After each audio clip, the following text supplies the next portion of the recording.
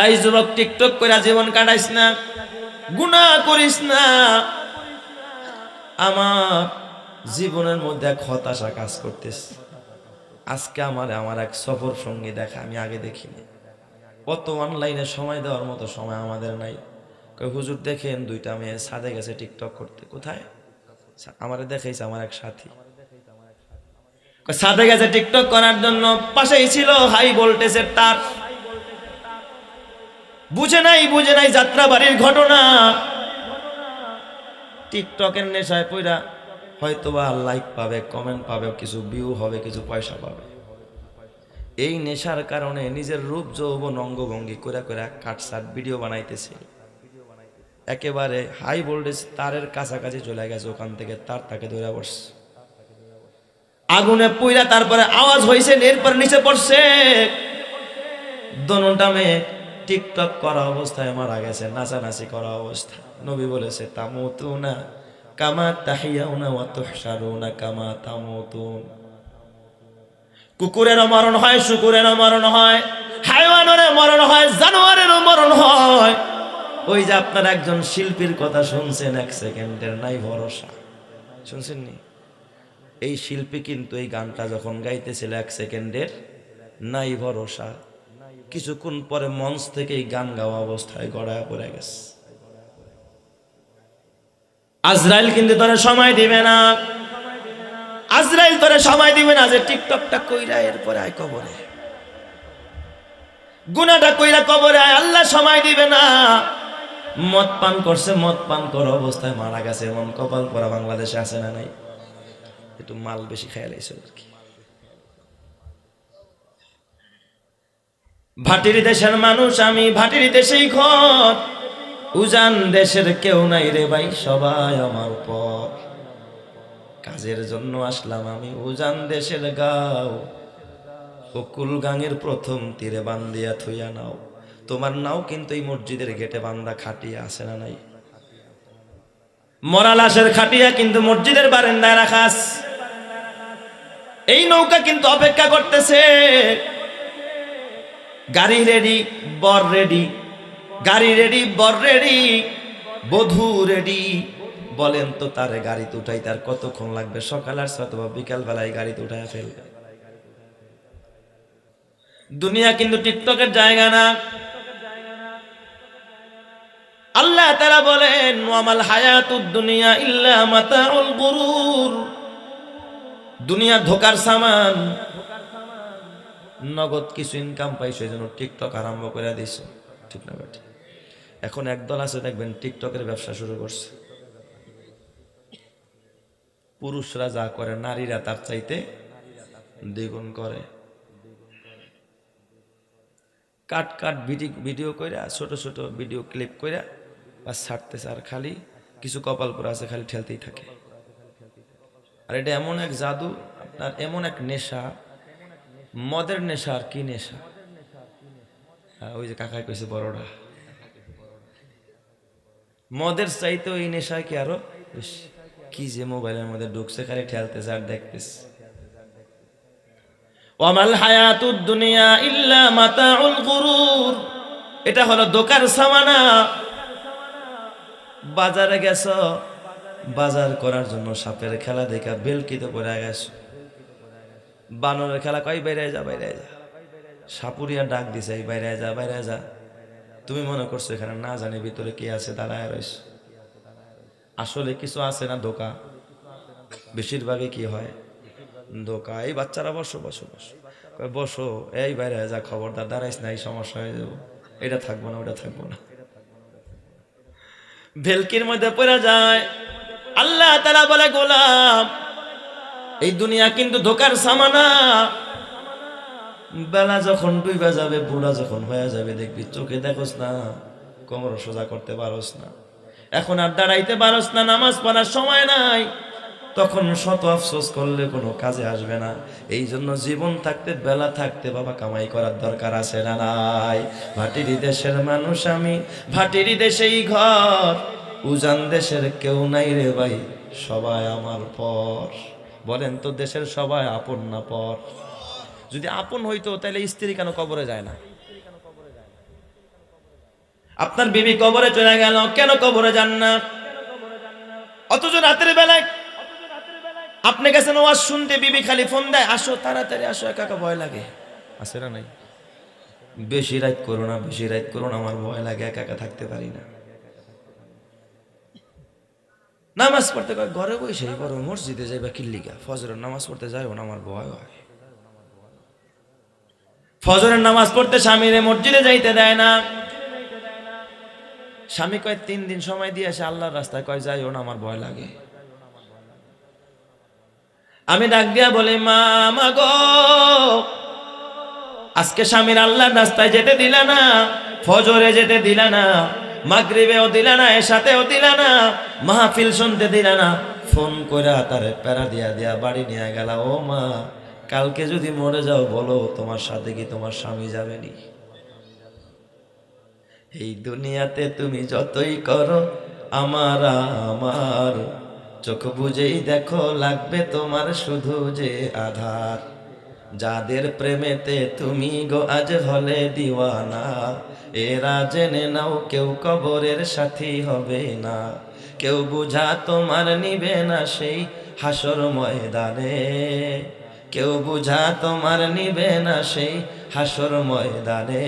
কি আমল তুমি করলে নিয়ে যাবে সেইখানে, ফুল ফোটে যেমন ঝরে তেমন খোদার বাগানে, আয়ু কতক্ষণ কার এখানে কে বলো জানে।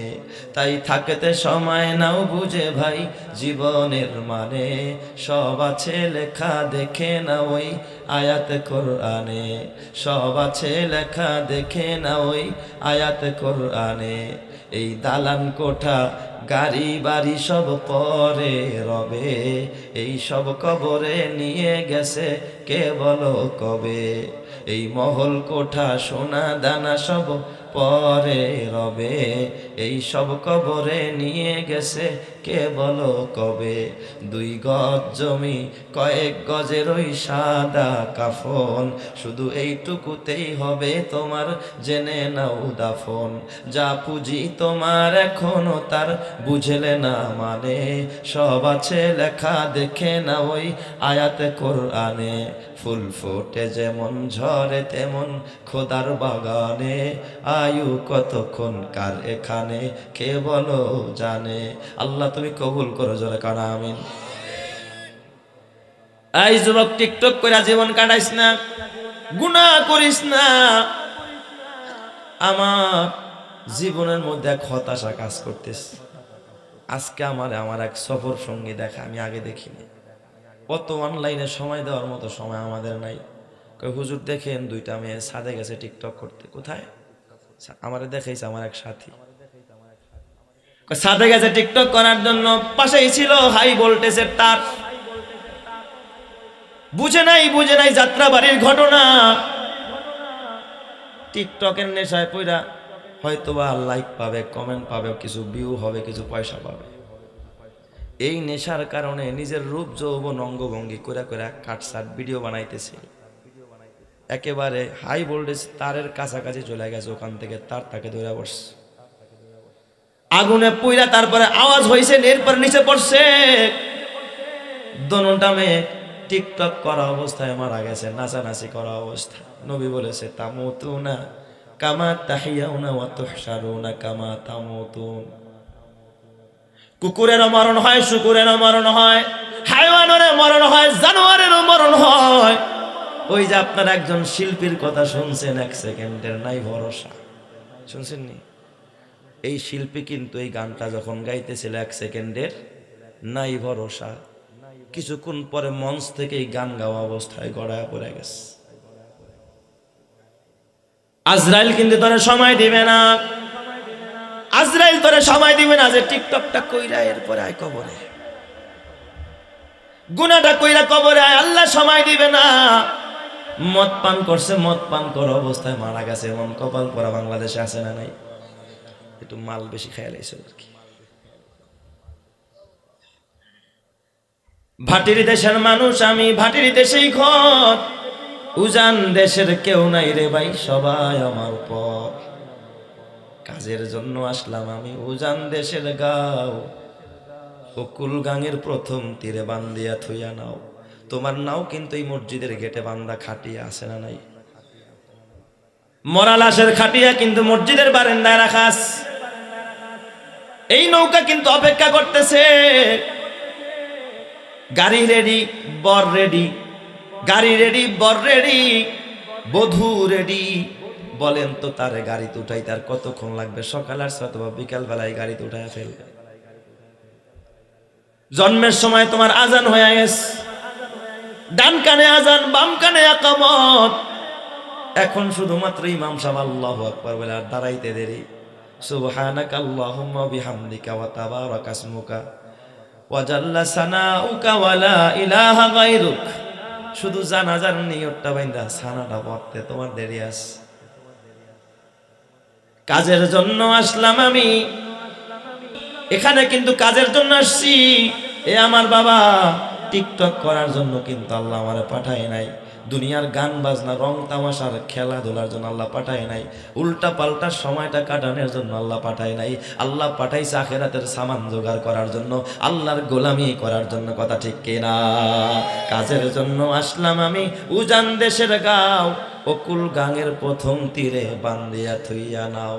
আইসা দেখি এই হাটেতে আজব খেলা চলে। এখানে জুয়া খেলা, ওখানে টাস খেলা, এখানে নারী নাচ, ওখানে গান চলে, ওখানে চাঁদাবাজি চলে, ওখানে এ বাবা দুর্নীতি চলে, ওখানে কনসার্ট চলে, ওখানে বাউল আর ফাউলা উল্টা পাল্টা কথা আল্লাহরে গালি দেয়। ওই জায়গায় ওয়াজ চলে, ওই জায়গায় নামাজ চলে, কিন্তু ভালো জায়গায় মানুষের সংখ্যা কম, মন্দ জায়গায় মানুষের সংখ্যা বেশি। কথা ঠিক না ঠিক জোরে গান। কাজের জন্য আসলাম আমি উজান দেশের গাঁও, ও কুলগাঙ্গের প্রথম তীরে বান্দিয়া থুইয়া নাও। আইসা দেখি এই হাটেতে আজব খেলা চলে, কাজের খবর নাই রে আমার, খেলায় গেলাম ভুলে। ঘর করতে করতে নামাজের সময় নাই, বাড়ি বানতে বানতে আমার রোজার সময় নাই, বিবি দেখতে দেখতে আমার হালাল খাওয়ার সময় নাই, সন্তান লালন পালন করতে করতে আমার বয়ান শোনার সময় নাই, দাড়ি রাখার সময় নাই, আল্লাহর ঘরে গিয়া হাজিরা দেওয়ার সময় নাই, আল্লাহর কাছে যাওয়ার সময় নাই। কপাল পোড়া। কাজের জন্য আসলাম আমি উজান দেশের গাঁও, ও কুলগাঙের প্রথম তীরে বান্দিয়া থুইয়া নাও। আইসা দেখি এই হাটেতে আজব খেলা চলে, কাজের খবর নাই রে আমার, খেলায় গেলাম ভুলে। নায়ের মাঝি ডাক দিয়া কয়, ওরে ভাটির সাও, জোয়ার এবার ভাটা ধরেছে, সাইরা দিব নাও। নৌকার মাঝি ডাক দিয়া কয়, মসজিদের খতিব সাহেব কয়, ও বাবা বুড়া হয়ে গেছো, কালো চুল তোমার সাদা হয়ে গেছে, এখনো নামাজ পড়ো না? যে কোনো সময় তোমার নৌকা ছাইরা দিতে পারে, মরণ আইসা যাইতে পারে। নায়ের মাঝি ডাক দিয়া কয়, ওরে ভাটির সাও, জোয়ার এবার ভাটা ধরেছে, সাইরা দেব নাও। চাইয়া দেখি নদীর পানে সত্যি ভাটার সিন। দেখো দাড়িটা তোমার সাদা হয়ে গেছে, দাঁত নড়ে গেছে, চোখের পাওয়ার কমে গেছে, পেটে এখন খাবার হজম হয় না। বুড়া মানুষ আয়নার সামনে দাঁড়াইলে নিজের বড় দুর্বল আর অসহায় মনে হয়। একটা সময় মনে হয়েছে চোখের সামনে যা ছিল সব খাইয়া শেষ করে ফেলাই, এখন ভালো ভালো খাবার দেখলে খাইতে রুচিতে ধরে না। চাইয়া দেখি নদীর পানে সত্যি ভাটার সিন, গালের চামড়াগুলো ঘুরাইয়া গেছে, আজব দেশের মজার স্বপ্ন দেখবি আর কয়দিন। দাড়ি পাইকা গেছে, এরপর দাড়িটা কাটে, ভয় নাই যদি আমার কালকে মরণ হয়ে যায়। দাড়ি পাইকা গেছে, এখনো টিভির সামনে বসে থাকে, ভয় নাই যদি তার কালকে মরণ হয়। যে ভূমিকম্পের সময় টিভি দেখতেছিল, বলো তো ওই সময় যদি বিল্ডিং ভাঙা পড়তো, টিভি দেখা অবস্থায় জাহান্নামে যাইতো। কথা কয় না কেন? চাইয়া দেখি নদীর পানে সত্যি ভাটার সিন, আজব দেশের মজার স্বপ্ন দেখবি আর কয়দিন।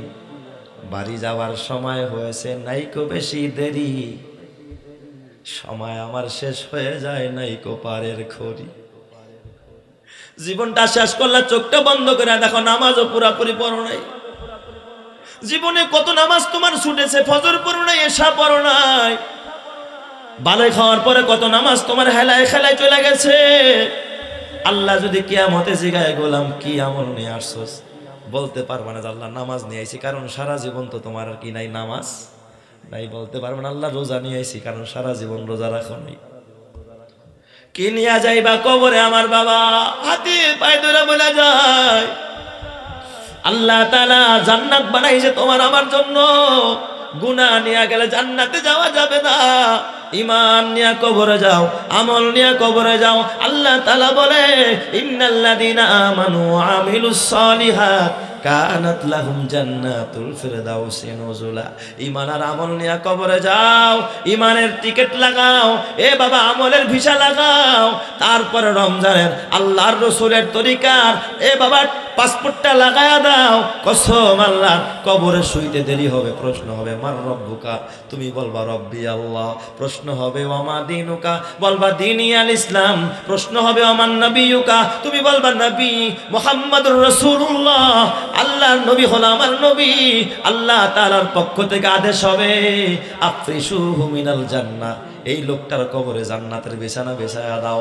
ও আলবিসুহু মিনাল জান্নাহ, আর গায়ের মধ্যে জান্নাতের পোশাক পরায়া দাও।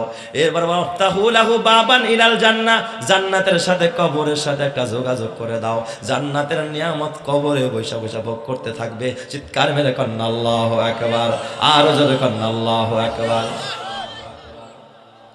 এই জন্য আমার বাবা বাঁচা যাবে না, মরতে হবে, কবরে যেতে হবে।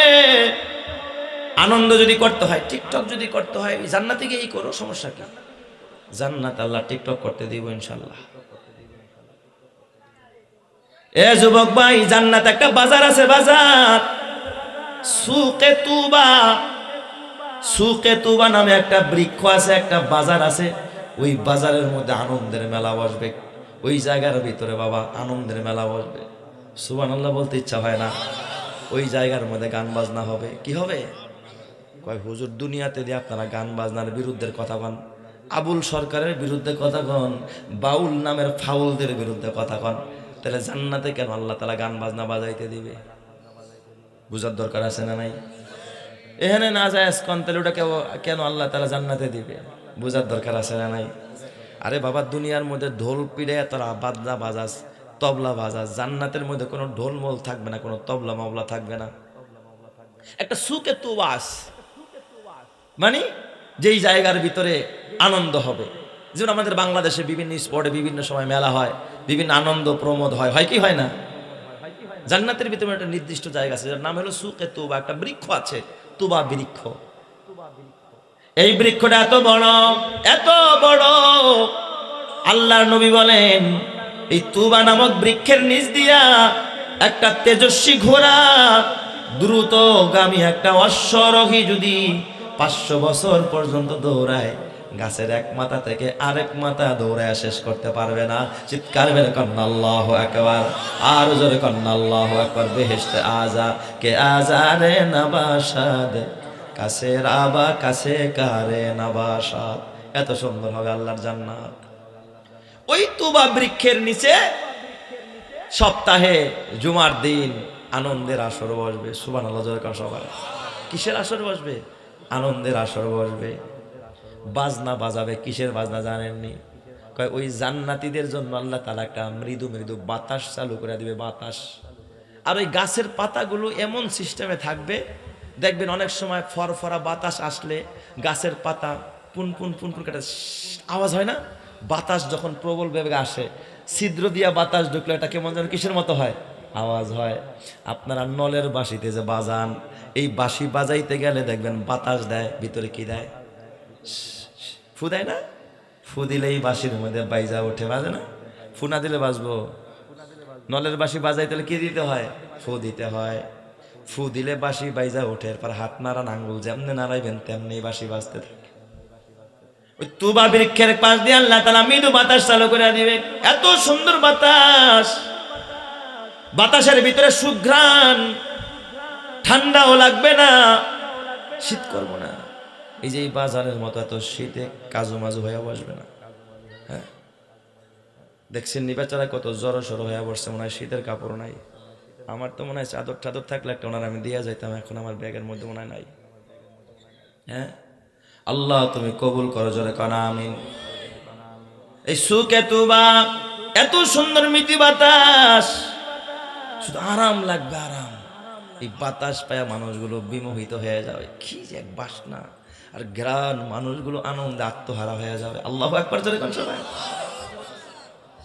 এই জায়গার ভিতরে জান্নাতীরা শুক্রবার দিন, এই দুনিয়ায় যারা টিকটক দেখে নাই, টিভি দেখে নাই, বেগানা নর্তকীর দিকে তাকায় নাই, বেগানা নারীর দিকে গুনার নজরে তাকায় নাই, ওই মানুষগুলো আল্লাহ তাআলা সুখে তোবার নিচে এদেরকে আনন্দ করার জন্য, নৃত্য করার জন্য আল্লাহ তাআলা একত্রিত করবে। আর নৃত্য করবে, নৃত্য নুপুরের দোলে দোলে আরাও দোলতে থাকবে। কাদেরকে নিয়ে যাবে? বান্ধবী না, দুনিয়ার কোনো ওই বাবা, ওই সমস্ত তরুণী না, যাদেরকে নেওয়া নর্তকী না, জাহান্নামী না। এক একজন জান্নাতি যে 70 জন করে হুর পাবে, এই হুরদেরকে নিয়ে সুখে তোবার নিচে গিয়া বসবে। আনন্দ করার একটা জায়গা, বিনোদনের একটা স্পট। এক একজন কয়জন করে নিয়ে বসবে? 70 জন করে নিয়ে বসবে। আর এক একজন হুর কেমন হবে! দুনিয়ার মানুষ যদি, দুনিয়ার যুবকেরা যদি ওই জান্নাতি হুরের একটু সুবাস পাইতো, দুনিয়া ছাইরা পাগল পাড়া হয়ে আল্লাহর জান্নাতের পেছনে দৌড়াইতো। চিৎকার মেরে কন্যা আল্লাহু আকবার। এত সুন্দর হবে জান্নাতের হুরেরা। ওরা 70 পাল্লা রেশমের কাপড় পরবে, 70টা পাল্লা কাপড়কে ভেদ কইরা ওদের শিরার ভিতর দিয়া, ওদের হাড়ের ভিতরে যে মগজগুলো চলাচল করে, ওদের চেহারার সৌন্দর্যের কারণে ওইগুলো ভিতর থেকে দেখা যাবে। চিৎকার মেরে কন্যা আল্লাহু আকবার। এত সুন্দর হবে জান্নাতের হুরেরা। এই 70 জন নিয়ে ওই স্বামী কোথায় বসবে? সুকে তুবায়, গাছের নিচে। এবার আল্লাহ তাআলা বাতাস চালু করে দিবে। এত সুবিশাল গাছ সুকে তুবা, বাতাস যখন আসবে, একটা পাতার সাথে আর একটা পাতার সাথে বাড়ি লাগবে, বাড়ি। এই যে তাল উঠা যাবে, তাল। সুবহানাল্লাহ যেরকম সবাই, কি যে এক বাজনা রে বাবা! মাথায় তুলবে পুরো আসরটাকে। এটা কেউ পিটাবে না, ঢোল বাজাবে না, কেউ তবলা বাজাবে না, কেউ ঝুনঝুন করবে না, কেউ ওখানে বাবা ঢোলকে পিটাবে না, বাজনা বাজাবে না।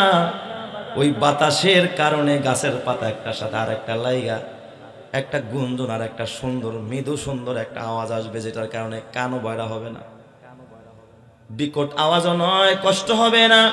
এত সুন্দর আওয়াজ ওই গাছের পাতার মৃদু বাতাসের তালে তালে এই হরিরাও নাচানাচি আরম্ভ করে দেবে। সুবহানাল্লাহ যেরকম সবাই নৃত্য পরিবেশন করবে, মাঝখানে থাকবে তার স্বামী, নৃত্য করে দেখাবে কারে? তার স্বামী। শুধু নৃত্য করবে তা না, গানের তালে তালে নৃত্য করবে। এটা জান্নাতীদের নৃত্য। মাথা তুলবে সুকে তোমার নিচে।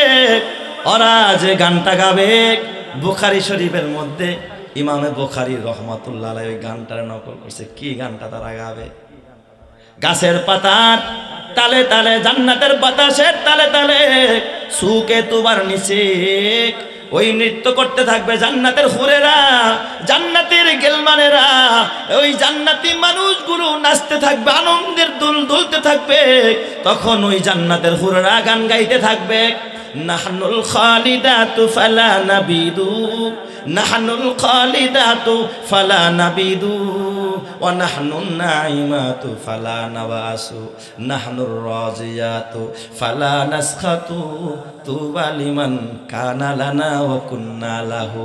এইভাবে করে জান্নাতের হুররা গাইতে থাকবে আর বলবে, স্বামীর আমার পেরেশান হয়ো না, আমরা খাই না, পান করি না, আমাদের ঘুম নাই, আহার নাই, নিদ্রা নাই, আমাদের প্রস্রাব নাই, পায়খানা নাই, পেটের ভিতরে কোনো পায়খানা নাই, কোনো ঘাম নাই, মুখে গন্ধ নাই, নাকে গন্ধ নাই, নাক দিয়ে কোনো ময়লা আসে না, আমাদের কোনো মিন্স হয় না, আমাদের কোনো হায়াজ হয় না। আমরা শুধুমাত্র তোমাদেরকে বিনোদন দেওয়ার জন্য, আনন্দ দেওয়ার জন্য আসছি। ও স্বামীরা, আনন্দের দোলে দুলতে থাকো, আমরা ইনশাল্লাহ সারা জীবন তোমাদের পাশে থাকবো। চিৎকার মেরে কান্না আল্লাহু আকবার। আরো জোরে বলেন আল্লাহু আকবার। ঈমানের পথে অভিচল থেকে আমার মরণ যেন হয়, তোমারই কাছে মিনতি আমার, তোমারই কাছে মিনতি আমার, মহামহিম দয়াময়, ইমানের পথে অবিচল থেকে আমার মরণ যেন হয়।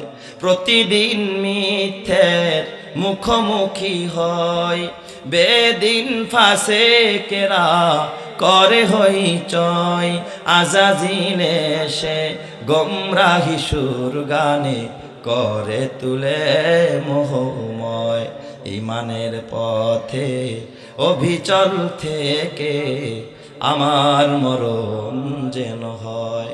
তোমারই কাছে মিনতি আমার, মহামহিম দয়াময়, ইমানের পথে অবিচল থেকে আমার মরণ যেন হয়। জোরে জোরে বলেন আমিন। তাইলে আমার বাবা মরতে হবে। আল্লাহ তাআলা বলে ফামান যুহজিহা আনিন নার, যে জাহান্নাম থেকে বেঁচে গেল, ওয়া উদখিলাল জান্নাতা ফাকাদ ফাস, যে জাহান্নাম থেকে বাইচা গেল, জান্নাত পায়া গেল, সে সফল হয়ে গেল। জাহান্নাম থেকে বাঁচলা, জান্নাত পাইলা, সফল হয়ে গেল। অন্যথায় সফল হইতে পারবা না। এ যুবক ভাই, তোর হাতে পায়ে ধরে বলে যায়, একজন মা, এই যেমন বড় বাড়ি গোরস্থান আছে, এখানে আছে না নাই, কত মা তার বাচ্চারে দাফন করলো, কত স্বামী তার বিবিরে দাফন করলো, কত ভাই তার বাবারে দাফন করলো, কত যুবক তার মাকে দাফন করলো। একদিন এক কবরস্থানের পাশে এক বৃদ্ধা মা কাঁদতেছিলেন, ভিতরে দারোয়ান ঢুকতে দেয় না, বাহিরে বসে কাঁদতেছে। লোকেরা জিজ্ঞাসা করে, খালাম্মা কাঁদেন কেন? ও খালাম্মা, বুড়া বয়সে আপনি কাঁদেন কেন এই কবরস্থানের পাশে বসে বসে? খালাম্মা ডাক দিয়া বলেন, ও পথিক ভাইয়েরা, আমি মা কেন কাঁদি? এই কবরস্থানে আমার জীবনের সব সম্পদ আমি এই কবরস্থানে দাফন করছি। সবার ভিতরে কৌতূহল, খালাম্মা বুড়া মানুষ কয় কি, তার জীবনের সব অর্জনটুকু নাকি এই কবরস্থানে দাফন করে দিস। ও খালাম্মা বলেন, এমন কি আপনার অর্জন? কি অর্জন করলেন আর কি কবরস্থানে দাফন করলেন? খালাম্মা ডাক দিয়া কয়, আমার জীবন থেকে নিয়ে এই পর্যন্ত আমার জীবনের যা কিছু ছিল আমি সব এই কবরস্থানে দাফন করে দিছি, আমি মাটি করে দিছি। একই কথা বারবার বলে, আর খালাম্মা কাঁদতেছিলেন। লোকেরা জিজ্ঞাসা করে, ও মা, আপনি কাঁদেন না, আপনার কথা আমরা বুঝি না, আপনি কেন কাঁদেন? বলেন, এই কবরস্থানে কে শোয়া? খালাম্মা একটা কথাই বলতেছিলেন, কি বলবো, দুঃখের কথা। স্বামী স্ত্রীর দীর্ঘদিনের প্রায় 40 বছরের সংসার, সন্তান হয় না, কোনো সন্তান হয় না। জীবনে একটা সন্তানের জন্য বহু কেঁদেছি, বহু জায়গায় গিয়েছি, বহু পানি পড়া খেয়েছি, ডাক্তার দেখাইলাম, কবিরাজ দেখাইলাম, জীবনে বহু জায়গায় জায়গায় আমি ঘুরলাম একটা সন্তানের জন্য, সন্তান হয় না।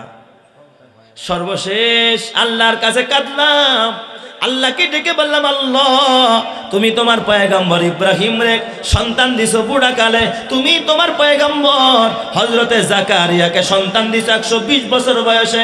আয় আল্লাহ, তুমি মারিয়ামের ঘরে পয়গম্বর দান করেছো, পিতা ছাড়া তুমি তো পারো আমাকেও বুড়া বয়সে একটা সন্তান দিতে। আল্লাহ তাআলা আমার দোয়া কবুল করে ফেলাইছে। আল্লাহ তাআলা একটা সন্তান আমারে দিছে, একটা ছেলে সন্তান দিছে। ও বাবা, কি বলবো কষ্টের কথা আর দুঃখের কথা। আমি মা আসমানের ধন পাইছি, আসমানের চান পাইছি। আল্লাহ তো সুন্দর বুড়া কালো একটা ছেলে সন্তান আল্লাহ আমার দান করছে। আমি মা আমার জীবন যৌবন সব বিলাইছি বাচ্চাটার পিছনে। বাচ্চাটা যখন একটু বড় হয়, নিয়ত করছি আরে মাদ্রাসায় দিব। সন্তানটারে মাদ্রাসায় দিছি, নাজেরা শেষ করে খেফজোখানায় ভর্তি হয়েছে, একটা এতিমখানায় পড়তো। কিন্তু আমি জানি না আমি মায়ের কপাল যে এত বড় খারাপ। আমি চাইছিলাম আমি মা যদি মরে যায়, আমি তো একজন বেগানা মহিলা, আমার কবরে যদি একটা পরপুরুষ আমার লাশটা ধরে, তাইলে এটা আমার জীবনের জন্য বড় একটা কলঙ্ক। আমার সন্তানটা যেন আমার লাশটা ধরে আমার কবরে রাখে, আমি মাকে যেন কবরে দাফন দেয়। আমি মা একটাই স্বপ্ন ছিল, আমার সন্তান যেন আমি মাকে জানাজা পড়ে, আমার সন্তান যেন আমি মায়ের কবরের পাশে দাঁড়ায় কাঁদে আমার জন্য দোয়া করে।